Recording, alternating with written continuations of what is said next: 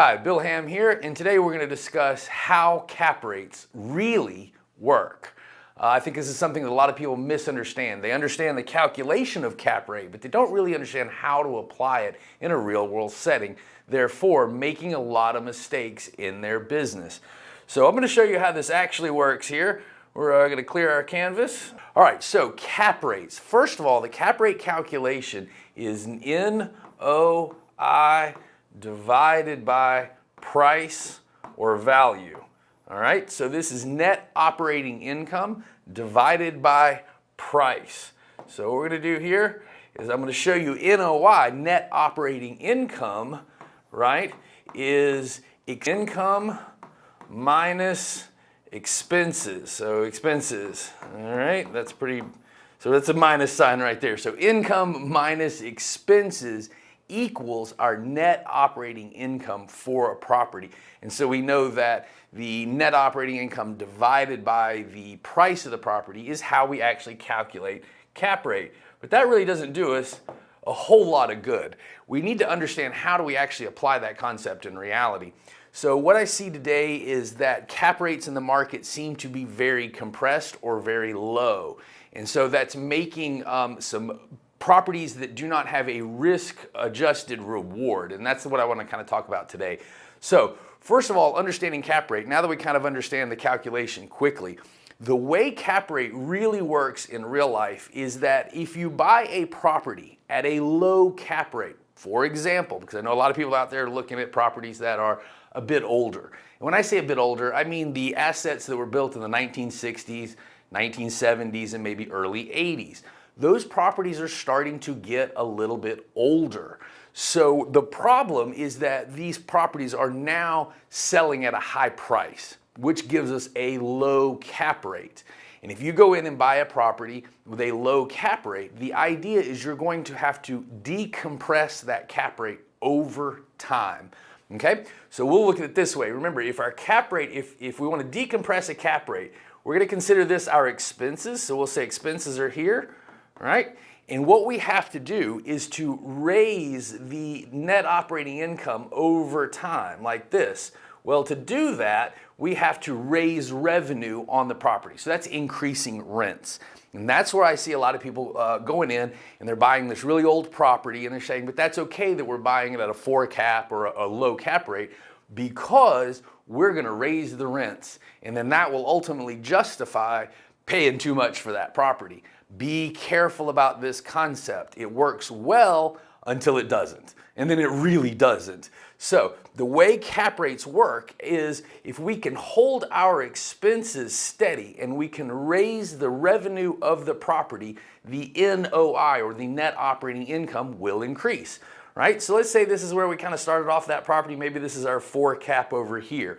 And over time, as we're raising expenses, we start to get that good delta between the going in cap rate and the cap rate that we want to ultimately have in the end. So the idea is we want to decompress over time. So that 4 cap will turn into a 6, and as we continue to raise revenue, maybe it turns into an 8, and then maybe ultimately, it turns into a 10, something like this. And what we're going to then do is recompress the cap rate at sale. So if you understand cap rates and you're buying the property at a 4, and then in some years you're going to turn around and sell it maybe at a higher cap rate at a 6, in theory that would mean you're losing money. And that's true. If you buy the cap rate low, let's say a 4 or a 5, and then in the next few days or a year later you sell it at a higher cap rate, yes, you're going to lose money. But the idea is that we hold the property long enough to decompress that cap rate to a much higher cap rate through our operations. And then in a few years, we're able to recompress that cap rate and sell at maybe a 6. And so you don't lose money. So the idea, again, we buy a property low, 4 cap rate. We're raising rents, we're raising our net operating income. NOI is getting larger as we raise that revenue. Cap rate is starting to decompress. Then in some years, we are able to recompress more back at the 5 or 6, whatever would be a standard cap rate for that asset class. What's a standard cap rate for an asset class? Go back and look at the 10-year average. Don't look at the cap rate yesterday or the day before, because today's market, as of right now, 2021, it's a pretty inflated market. So what you want to look at is what is the average cap rate over a 10-year hold for that particular asset class, being older or newer or whatever the case. And that's probably what I would consider that you're going to wind up selling that property for. Today it may be that you're going to sell that at a higher cap rate than you bought it for.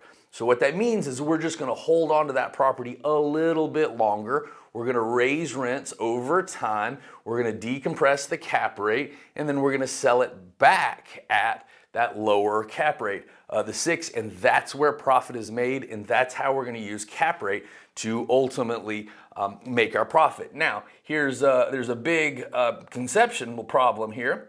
All right. So what I want you to understand is we talked about NOI.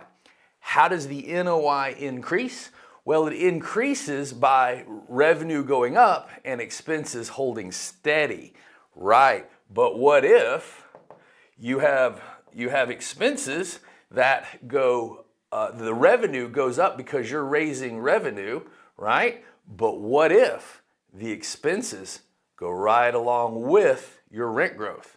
You do not get a decompression of the cap rate. And that right there, ladies and gentlemen, is the mistake that a lot of people are making out there in the world right now. They're going in and they're buying older properties, misunderstanding what we call Capex, all right? And that is what we call capital expense. Those are things that you're gonna have to do to that property, such as maybe plumbing, roofs, the parking lot, sometimes infrastructure to the building. Capex are things that are not likely to actually raise the rent, right? So that's, if you go and replace a roof, are you going to get more in rent for that unit because it has a new roof? Not likely. Are you going to be able to raise the rent on that property or on that tenant because you put in new plumbing or new electrical box?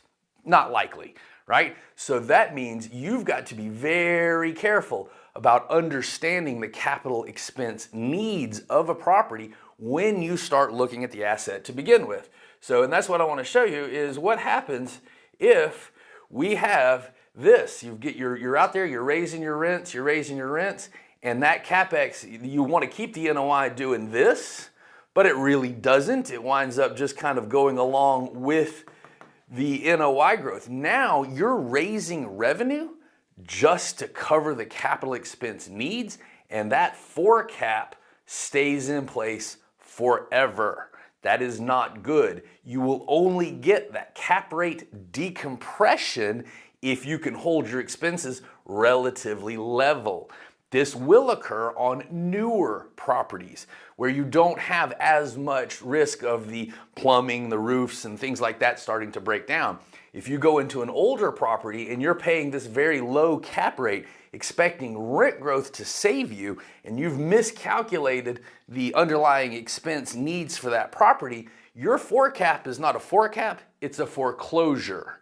So be very, very careful about going in, looking at older properties, and I'm saying things built in the 1960s, the 1970s, stuff like that, paying a very compressed cap rate with an exit strategy of only raising the rent. That is not likely to be good enough. So you want to find other ways to create a cap rate decompression on that property just by simply hoping the rent goes up. Because if the rent does go up, you're good. If the rent doesn't go up, you're completely screwed.